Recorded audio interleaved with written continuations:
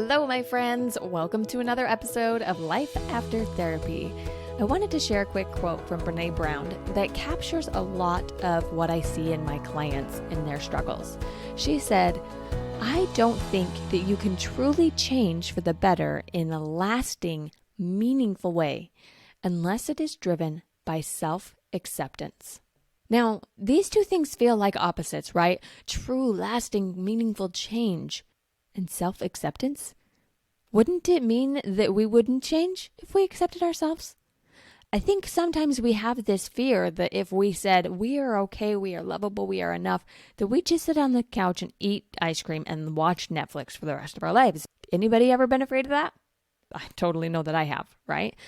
But I want to tell you a story about a client I've been working with lately that may help you see how self-acceptance truly creates lasting change. We're going to call this client Sarah. Now, Sarah has given me permission to share her story in hopes that you will be able to get out of some of the cycles that I have seen in her life because I've been working with her for many years. Before recording this episode, I went back and looked at some of my notes from when I first started working with Sarah. And this is how she would describe herself. She would say, "I'm not nice to myself. I wish that I was closer to God, but I just feel so terrible about who I am that I don't even think He loves me." That's how she described herself when she came to me and we first started working together. I invited her to practice new thoughts that even if that's where she's at, that's okay. That she can give herself space to love herself where she's at. It was so foreign to her. She really struggled at first. But over time, she started opening up to it. It's okay if I'm struggling. It's okay if I am worried about other people's opinions. It's okay if sometimes I'm hurt and I'm sensitive and I don't feel close to God.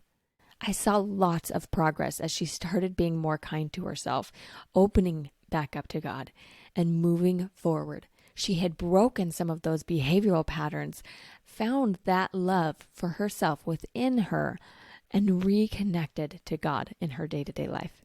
It was such a beautiful thing to see, and I was so proud of her. She started branching out on her own, and I hadn't seen her in a while. Well, recently, she had some struggles, and she started slipping back into some of those old thought patterns about herself. I'm not enough. I'm not lovable. Why am I even trying? God is so disappointed in me. And she started pulling back in. When she did that, she turned to some of those old coping mechanisms that she had from the past. Gratefully, she was courageous enough to reach out to me. She sent me a message that said, "I know I don't have to tell you, but it helps me move on to the next step. I did it again last night, and I could blame it on all the things, but I realized it's just how I haven't been taking care of myself. I haven't stayed close to God." She finished that message asking me for my love and for my guidance because she felt like she needed something else to help her pull out of this. And seriously, my friend, all I wanted to give her was that love. I didn't have any judgment for her, any frustration or disappointment. I just wanted to give her the love that will help her move forward, to accept herself, and to give herself compassion. Well, I didn't hear back for a few days. And so I sent some more messages. I reached out again. Crickets. Didn't respond.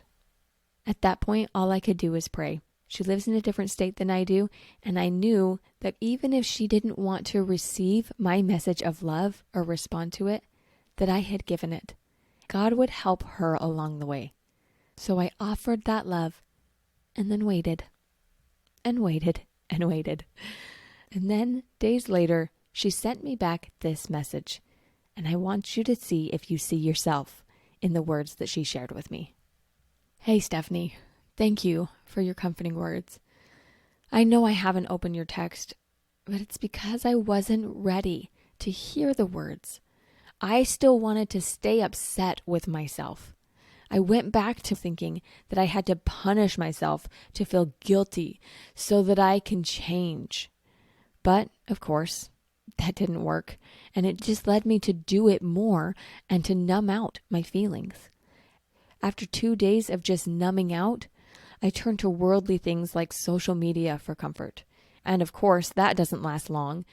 Well, I was looking in the mirror today and realized how sad I was inside because I have been tuning out the Spirit and not listening to all of the truths that I know.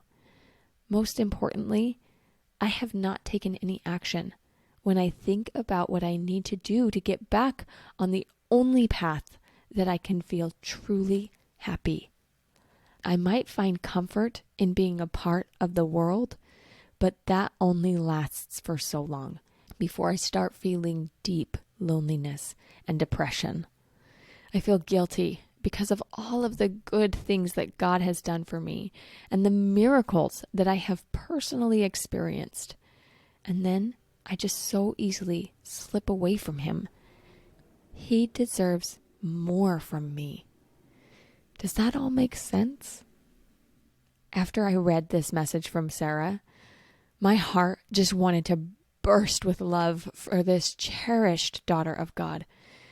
I knew the cycle she was in well. I have seen it in myself and so many of the women that I've supported, that I need to be better because God is so good for me and He deserves for me to be better.